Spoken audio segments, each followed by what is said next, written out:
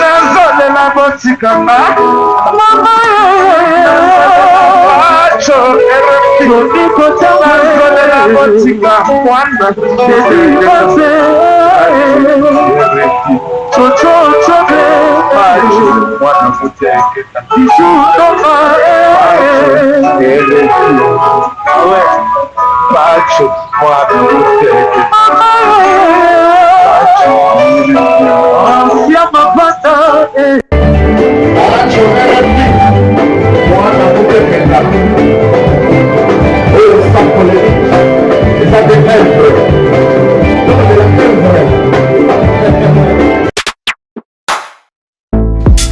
engaye bana poto bana mikili hotel ya solo ezali kaka se moko na Kinshasa, Hotel Pacific Hotel.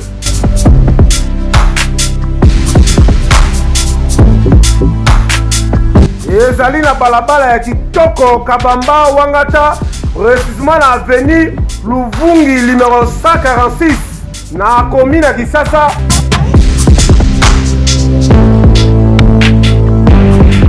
Kolala pe kolamuka ezali kitoko, malile ezali kitoko, ba chambre pe confort, ba appartement ezali propre ndeti kaka kozala mikili.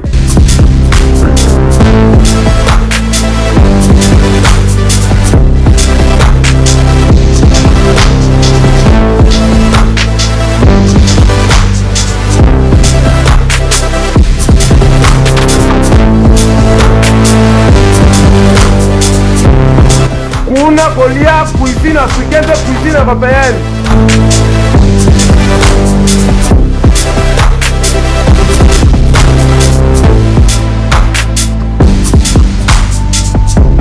Tunanga nini wifi eza ofele, ordinateur eza ofele, voiture pe ya déplacement ezali.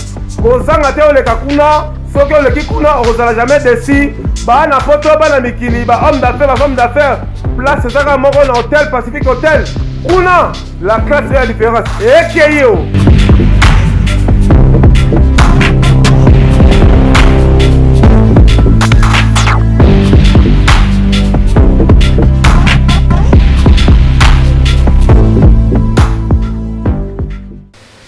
Bienvenue ma chère internaute, il y a Banca Télévision avec Peggy Titan, le parallèle de la presse congolaise. Je dis merci beaucoup Nabatono Sobazola Nabiso partout dans le monde, na Moniwana na Paris, na Pessi, merci beaucoup na mon vieux Roland Gouma depuis Paris, na Pessi bonjour na Yebabengake Henri Modogolongo depuis Canada, na Titi Étoile, na Bosanité famille Chamba au Badali na Katia Ottawa, mon vieux genre de Chamba, na Mwasi Naye, Mami Chamba, Maman na Jimmy Salvador. Boyebi ke Peggy Titan na toujours en actualité ne bomoninga a na Banca Télévision na kozalanga mo côté on a koyamba pa tu RFI mo na muteketa par rapport à l'actualité to moni vraiment prend sa ligne Mikoloza satiré par rapport à Makambo zali kolekana biso bande ko na bino ya presse ming to yaka ko sala banquette surtout il y a ba information o ezali kolekana o ezo sala pe lelo pas si vraiment ba journaliste ba commis vraiment na niveau moko bo o ezali ko sala bisusu promotion ya artiste musicien et comique ka buzz donc tellement nga Peggy Titan na linga ming cause ba information à la loupe on a koyamba mona muteketa mona na valeur boyebi ke Peggy Titan ceux qui azawana bobenga nga le parallèle de la presse congolaise pour na kokende liboso vraiment makasité déjà na kopesa ye bonjour Patrick RFI. Bonjour Peggy Titan, bonjour na bato baza abonné à Banca Télévision, ba s'abonner massivement. Merci beaucoup notre sponsor officiel Tarsis Bukasa na Hôtel Pacific Hotel. Ils avaient un cadre idéal, tous les vacanciers, tous les diasporas, tous les hommes d'affaires, femmes d'affaires, ma réunion, ma conférence, so kende bon vivre besoin d'amitié bon qui na Pacific Hotel Bokassa Wangata donc là-bas la classe est la différence. Je salue des partenaires officiels Pape Théo Mukendi la Patoche Motema Christelle Ngoma la Baronne et bon après-midi à Martiala Matumona balobi deux fois tu balobi Abramovich Martiala Matumona Kodeko Mbuyi Yaya Moto rien à face c'est du maïs ouais carré. Merci beaucoup Patrick RFI étant que chroniqueur musical. On va d'abord parler il y a Clan Wenge 4e génération par rapport à tout ce qui se passe aujourd'hui. Tomoni wana ensemble Jibem Piana Clan Wenge Mobimba. Aujourd'hui puis Tomoni la mort, il y a maman, il y a Didier Massela où vraiment ils a frappé. Point de vue par rapport à l'Elo Tozana 2018 Tozo qui est année à Sika.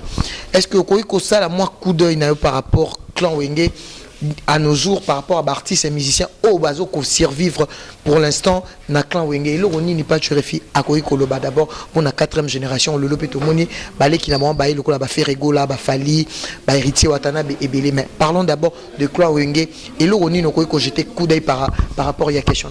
Bon, d'abord on a présenté ma condoléance na Didier Marcella ozali fondateur ya wenge musique à 4x4 Soria Zalaraté, mais Wenge Ngege Zalaraté, mais grâce à lui que Wenge Tebagi Masola Wenge n'a présenté ma condoléance à maman Atika Kibiso, puis mes condoléances à la famille Matouya Wenge. On se comprend. Ça veut dire que non, l'analyse on a la rose là. Bah ici à 4e génération, au pays à Wenge, baza a bonne forme. Le succès, baza maintenir en mabo. Tous on a JB na Wera, tous on a JB, tous on a Wera. Bah ça va explorer, bah bêta bah stade, bah bêta bah champ danger, bah bêta bah album il y a des gars, bah ça bah bouge monte. Ba beta ba ici que ba beta ba ouais la beta ba concert de quoi ba ville gif et ça la pagaille ni manantila cheval papa chéri beta Zénith LC Élysée Montmartre a beta na Bruxelles wala na tous les taxis pagaille au Saranaté Ngombe vous comprenez ba frontap 2 fois stade plus de 120 000 places 120 000 personnes ok non papa chéri a côté dans stade la tempête. Vous comprenez?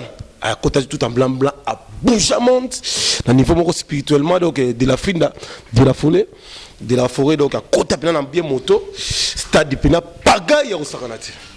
Aujourd'hui, bateau bazana force ya Wenge, oui bizarre papa chéri piana, Chituka Mokontama Wenge, na le véritable king, le roi de la forêt.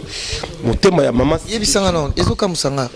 Avec c'est où en son que tu cites son nom. Peut-être je vois c'est comme si de mise en scène. De la forêt. Mon thème maman c'est de Jimam Pat maman passer à Beta Stade, plus de 120 000 personnes à côté de la moto en Gombi au Sanate, tout en noir blanc, c'est ma corbeau. Bah mission tout basaliga latéral, tu as une affaire de goulage de nuance, tu as une bah la coste, tu as une les grands animateurs internationaux au Yebika Bouchamon, Bikiton et bah bêta na stade de tout ça. Vous comprenez? Ça veut dire qu'ils ont force, ils ont papa chéri, ils ont où est le roi de la forêt. Ou quand même que tilelo génération mon ne yété pas le là parce que bah zanano bah fanatique et belé majorité plurielle les ana wenge. Une réconciliation. Té na biso majorité plurielle les ana wenge. Tous on a papa chéri, tous on a de la forêt. La minute au quanti quoi morazati. Vous comprenez? Ça veut dire que bango basana na gloire. Vous comprenez? Blague exacte. Ça veut dire que non bah esprit bango basala na moi sala honte. On espère un appel au mot pas. Nano mutumorote asala yango. Aujourd'hui ce qui monde entier ou bien Côte d'Ivoire, Nigeria tout ça. Ba sengi pela que non RDC au caisse au bête plus au moins la stade que batuba sepela. Ba beng sa BCB ba beng sa maison mère. Pour bon so ba beti eli eza koya. So beti boy ndombolo atika histoire ba maka histoire na. Vous comprenez avec le chef d'état-major Chatanissin Lissimo Kaburantama. Ouais ina. Oyo nyonso mbongo ya bato na liaki. Nzoto mabibi. Michopo ya ntaba ekangi mokili. Vous comprenez? Tout ça ba chant d'œuvre ba omba. Ba fête de l'amour. Ba 10 mois amour ba la rose verte. Ba minata si ba éducation. Tout ça ba nzembo fleur d'amour. Ba Blandine Pemba. Ils ont chant au pénèque bouja mokili. Tina minutes au moko azate. Génération non morote yé. Ok le bagno. To longoli jibena wora bazate. C'est moi je dis je le confirme. Merci beaucoup. Pathieu Refi, je pense que ça a plus plaisir ma Géobanque de France depuis Paris. Merci beaucoup Henri Modogolongo depuis Canada.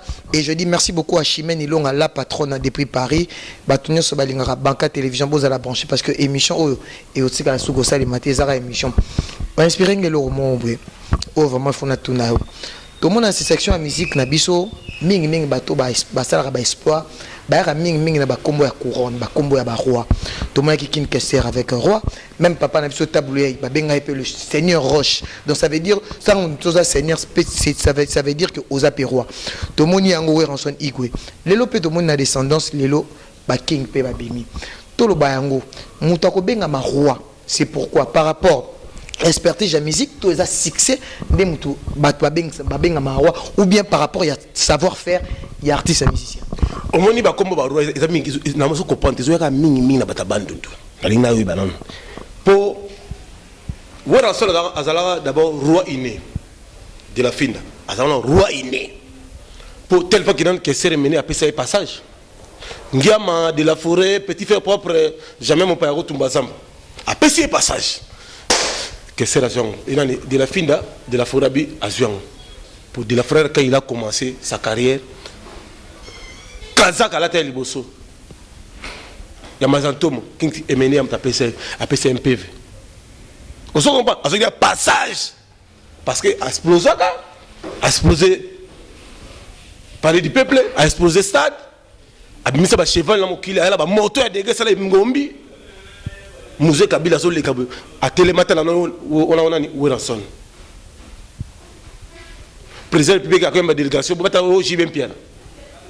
Ba benga kutuba c'est on a Christophe Muzungu gouverneur. Que non magaba carnaval est vidé. Ba ça là ba événement oh tu là au sala matin. Et tu fais normal que de la forêt tu benga roi parce que ça là ba événement. À Boujamont, il dit quand Mina, les dinosaures, frontière à l'Iwan, les États-Unis à contenir, ça veut dire que non, ça là, c'est un événement. Et c'est un événement où il n'y a jamais au salam. Vous comprenez? Marie-Paul, ça là, c'est un événement. À côté de la stade, à Betalibakou, de la forêt à son plan. Vous comprenez? Ça veut dire qu'il y a une idéologie, un impact, un événement. Roi. Oh, il y a un robot qui a été à pas bâton dans la tête. Il y a solo. Mais passage en haut, il y a un roi. Et ça m'a beaucoup de la forêt. Si on dit que c'est un roi, mais il faut brûler par étape. King stade. King. King Nani. Il faut mettre un stade. Stade, on met un stade plein, plus de 100 000. On va confirmer au roi. Donc, génération à part où il y a un JB, génération Oyo, tout le monde a un stade. Non, on va un stade. Bango, tu vas un stade. Notre génération au pays est ce qu'ils étaient, ils allaient continuer, ils ont continuité. Il y a la musique congolaise, génération 5 ils ont raté. Il faut pas l'ongolais comme la génération 5 et l'ongolais. Bazande, ils continuer vision pour outa dans l'orchestre. Faire outa dans l'orchestre, falla outa dans l'orchestre, nani héritier, outa dans l'orchestre. On se comprend. Ça veut dire que non, bazande va roiter. Et ça va continuité. Il y a ma carrière dans Bango, non, mais c'est génération 5 non. Merci beaucoup, Patrick Refi. Tu as parlé d'héritier. Parlons maintenant d'héritier Watanabe. Qu'est-ce qui se passe? Tout le monde a eu le moment où tango héritier bandara carrière donnée en aïe. Patrick Refi azala kiwana. Mais il y a une puissance moi azala kiwana na kati. Mais aujourd'hui tout le monde c'est comme si il y a de main noire na carrière héritier Watanabe. Lelo tout le monde a héritier fait de bon travail. Mais c'est comme si moi molili moïsa par rapport sur le but de promotion c'est trop dire parce que héritier aza déjà un producteur ou déjà tout ça là avancement il y a musique naïe. Mais tout le monde a moi balayé ezali. Tu peux parler de quoi pour la 5e vitesse ou Ebimi héritier Watanabe sur le plan positif et négatif? Mon héritier est un grand chanteur, a outil dans la maison mère, BCBG, maison mère, a benga bête récupéré, a benga Mobutu, a benga grand chanteur. Mobutu peut être héritier. N'existe pas benga Mobutu. Yawera bina, loketo na yo, et salam akam. Héritier wata, loketo na yo, et salam akam. Maître supérieur. Okangote, Chrissy Banga d'or. Okangote. Okangote, loketo na yo, et salam akam. Asa maître supérieur. Asa roi, asa Mobutu. C'est roi. On se comprend. Ça veut dire que non. Bata bazota la biso. O bazola na biso. O pas tu réfléchis grand journaliste na mboko. Toi tu quoi mon côté. Naza la carrière. Naza la parcours. Na quand même moi dire na mboko. Héritier Wata na besoin grand chanteur.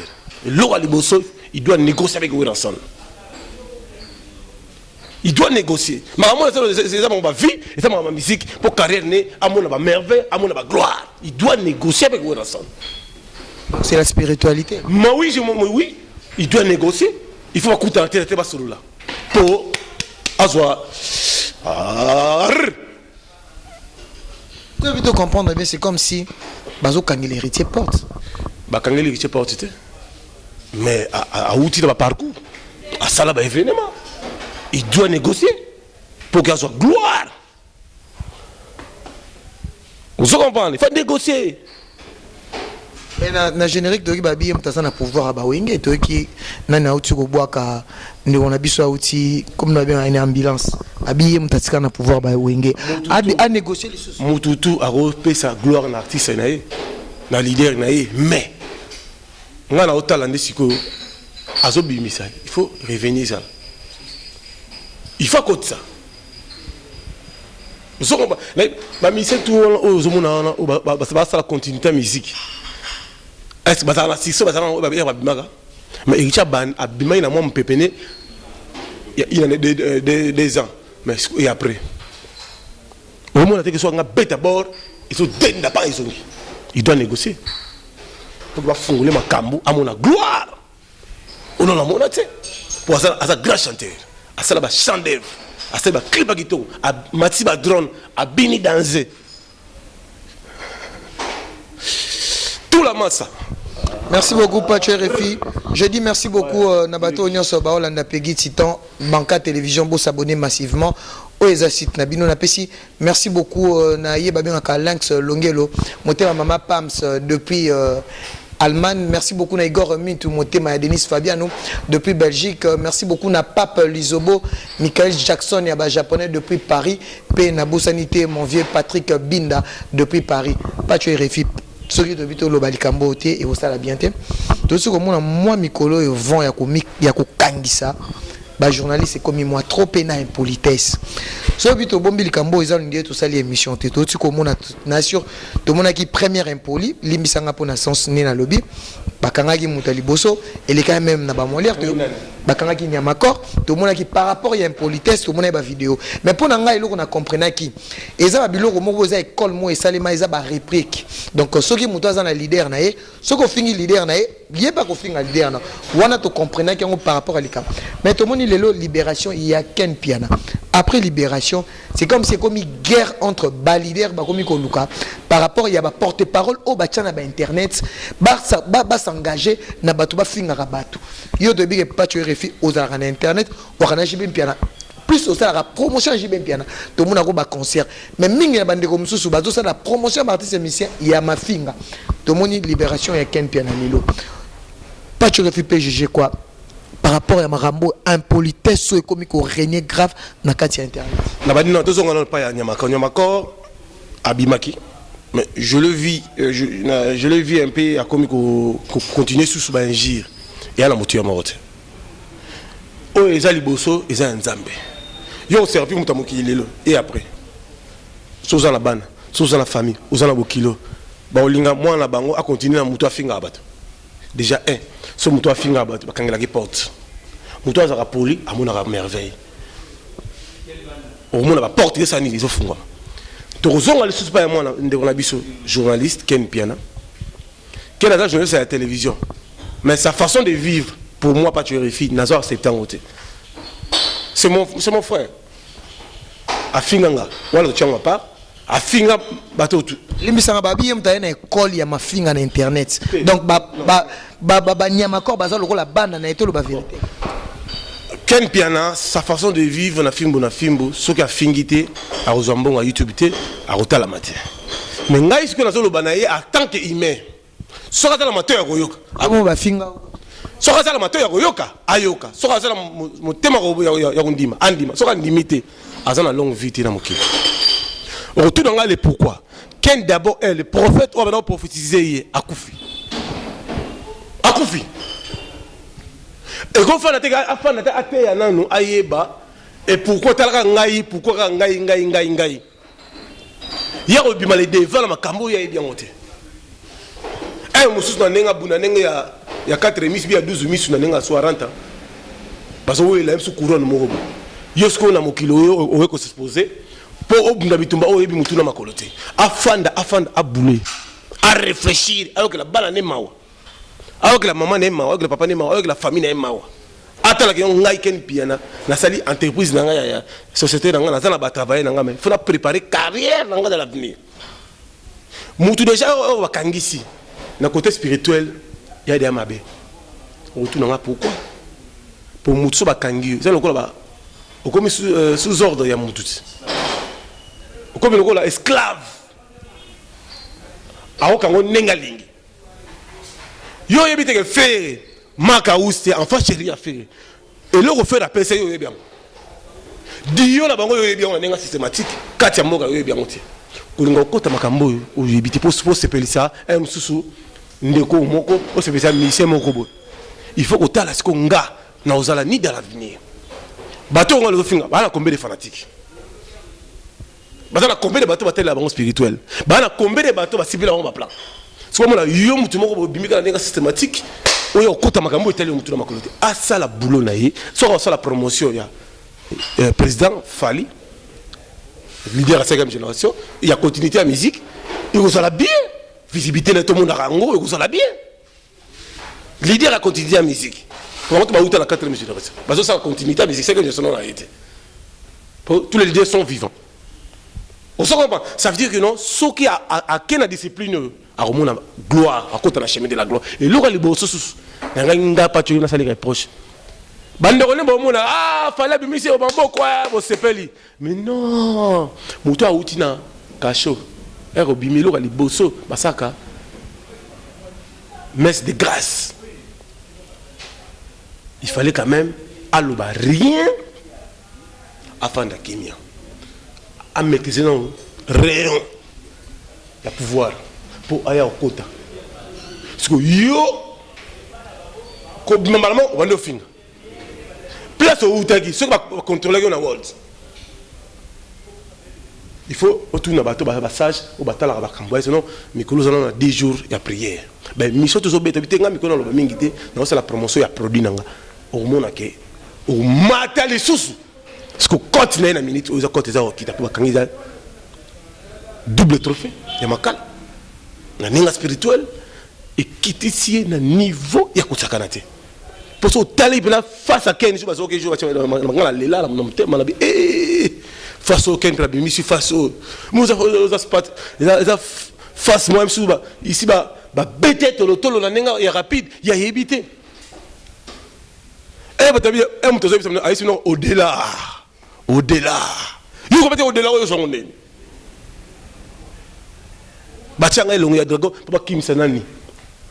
Kasi Nzambe ya confondant juste toujours en vie. Yo yebi yo le kota kama makambo yebi te makambo na solo bana soka yo kelanga te Nzambe ka yimo kwa yebi jour akozala suna mokilo te akena purgatoire aobe okena cachet spirituel akozwa maman la souffrance mais ne kola za envie aza muta mokili il faut ba checker corps ba checker ba yeba non puissance neza koteni ou bien ora na e ba kenda na on place mo ba sala la rango ou bien ndoto ne ezali besate. Moi je comprends maman naza pour naître te nga naza na besoin que tout le monde a mutu azo vivre pour nga yebi bien na yebi maman na ye na papa na ye na yebi famille na ye na yebi bana na ye ayo que là ayo que mawa bana na ye abini na monisi bandeko bazo finga sous leader et à la sens te eza mutu ya mon côté on a besoin pas tuer les filles c'est au fond d'abord pour toi la spirituel danger blague qui sont mais comme on avait volcan et ça quoi. Nous avons contrôlé là. Moi, je me dis, Ekeba, bilo on a salate. Et salate. Moi, la ratakate. Et ratakate. Et nga tant ma jumelle, l'entendre ma jumelle. Prego ratete. Mais oh, on a yébissé. Bah le bina le belaye. On se comprend. Le belaye, dans le monde de la spiritualité. Rapport il y a qui déjà rapport. Rapport et yaki na pession na TV pour mukili mbayoka wa sala matoya ko yoka ayoka so ça mutema andima au nom de Jésus-Christ on va la solo balai pour ceux qui ayokité oyoka sango bana ni bana mike aluka vinaye amona ba poto asaba mission à gloire akoma pe bien akoma pe na cara bien pala bien bana na epe baza bien fouiller papa là-bas. Mais ce qui est atika polémique. Polémique et que ça a une concurrence. Ah, l'idée de ça qui plaît. Ah voilà d'accord. Mais ben jure. Faire dans la combien de fanatiques. De la Forêt, combien de fanatiques, Papa Chéran, combien de fanatiques, VG Sara, combien de fanatiques. Vous comprenez? Makambo, on a solo banaliser par rapport. Maninga lecture. Président Boubou Yondala, le conduit protège à Imambo. Yana ngai, pape tu mukendi la patoche, moté ma kesen ngoma na loviera, yebi makambo pour makambo isa kati ya mboka. Na hotel c'est na ninga température. Yé afanda na ninga, il y a tout la masse à force pour à contrôler. Pour ninga wana sikoyo faire ba benga 12 malin. Bato ba lo baraté, kando ba na moté mo yebi amuté. Ah bon, pendant que les gens me besoin de bazouille, pam. Ba moto loka na kada bon jour boto bête ce que le pas bunga. Siko, yo siko na ninga wol na ninga température. Po moto ba no sambela pona yo, apesi ba vision dai. Mais yemo fa fana ke ba. Fona loka na moto atala lecture no yeba. C'est comme c'est ça la rabango bien temps ba kanga rabango pour no max la buzz. Ndeti nga pas tu fini na zabo e goyo na ba lo ngete na odameo. Moi je blague pas, mon sourire c'est pas ma joie. Non, on est enfant de ça, refanda. Et refanda. Et on chauffe quoi? On me met on peut même. On me bloquer. Na yo qui pense ça ku fande le. OK non, tu goudzama. OK non. Tellement accroupi. Na yo ki posa kufande osala ngomena osanga bo osapena na yo ki posa kufande lele moi on m'a tapé à couper ça kindoki nga j'étais moi mon sourire c'est pas ma joie mais na lobby na yé à comprendre nasi beaucoup nga tota la biso Pascal yo off bank America tota la biso Cécile VIP Gianni Mungu na Calgary dans la biso Sabrina Yimba na kati ya l'Allemagne bayebi Code Kombui ba Hollande biso. Vous comprenez? Tala lelo. On peut soit exercice moko. Keno avant et après regarde la face à bimisa jour bakangake. Jour abima ita la face à zaino. Ils ont mon attaque non. Déjà si basi balongoli mo lokomo. Ah bon attendez. Balobi après Ken Pierre c'est Karine Mokonzi. Ah ba Karine ko to tshela balero. Papa. Yo yebite ke maman mususu ba kangeka ba msupi leader na besoin frapper. Oye ba nemsa boye kine. Na bona nga. La bona nga la boye. Aboye neko. Kolona na yo te wala ma salité. Ba kambo ko tsa Karine balero bona. Merci. Aux actualités, au mokili sur le bela, ils allaient pas tuer les filles, Ken Piana, Peggy Tita, ou bah l'actualité. Vous comprenez? Ou bah Kangimboka. Mais bien bon attendez ça, ils sont au Yoka italien. Parlons maintenant bande qu'on a vu sur communauté congolaise autobenga ba combattant ou ba fandara Napoto. Par rapport au Nengue Toukansa, il y a 2018, il qui annoncement, annoncé qu'il fallait le 22 octobre à Ouiranson à Beta. Mais jusque-là, c'est comme si les combattants ont clé. Avis à pas tuer RFI. L'année prochaine, par rapport à l'élection de Namboka, est-ce que l'idée à les combattants Ranini par rapport à l'artiste musicien Mboka Nabiso ou baza politicien? Les combattants, Nabiso. Boutikako, il y a beaucoup de Bogar. C'est les unes à Bogar. Odombo à Bogar. Où ça ni Bogis? Bogis on peut. Ah Bogis on a été. Bogis a un de Gonabiso. Ils en ont appelé l'engite. Mais na mtemane mo ayebi. Peuple Congo va souffrir. Ba conseil ba na biwa DJ so ba yebi que peuple va souffrir. Mais na ndenga lerti. Tu vas tala ki non? Bino bozo bundela bandeko oyo. Ba sara na gouvernement te. Ba zo rambongo fin du mois te. Ba ngope bazo kemba. Pour mutabonga azate batika mukila ngotamla ndenge nzambe alengi buko yosiko oko binisa mutu na bakisa sawa mutala ba soldat la ba bako bomo yoti ici ba bete fi musiko ba bete na mo aussi ma biloko ya kosala aussi ma onde ozaka depuis que la saison matate papa batika ba biloko wana ils ont apporté na on loko te ba do fes ba bimi déjà. Donc ça musique qui sont là, bateau avec la poto, ça va émission. et ça l'appelle bien balongla nano ba esprit wana biso to ba congolais za arabe te akanga mukanda na mutema to congolais ba za makasi on pardonner nous sommes pas des nigériens nous sommes pas des arabes oh baza mitema mais pour ba salat mabe non nous tous sommes des congolais ba okela pe biso mawa ba okela ba mise mawa ba ba ndeko na biso na mo na musique ba obeta ya ba sa famille na ba parce que yo soko kangi ba okop ba vivre ndé Eva Chimanga président ba congolais na San Francisco Nicole Kazadi je salue Papi Kalengula Kadisho Kalengula Hermile Kalengula Red Kalengula bango tu bambote Aminata la sénégalaise Boni Basango ya James Motoka bambote na bino donc venanga wa banko les grands chanteurs na kati na London venanga yi Juna Mumbafu B1 deux fois tu bambote na yo ya patio refi na bosanité bana poto papte mukendi la patoche ya yebi force tout la massa ouais force Bosende mutuna omorazo lelo mikolo jolili atala en chair et en os papa tina mbongo joli atala na boira mutuna felete papa sa mbongo te mbote la mama sheda tambwe sheda tambwe balobi boma mutu deux fois te sheda tambwe balobi deux fois te bivonga les propriétaires ndeka Claude Wonga les banquiers Rebecca Wonga, la grande dame, maman sociale, na mekili. Yo yebi. Numéro pas tu refi yango wana 243 89 53 42 57. Fifi El Baraka. Tala, beau s'abonner. Tala. Ba leader a wenge, rendez-vous na stade.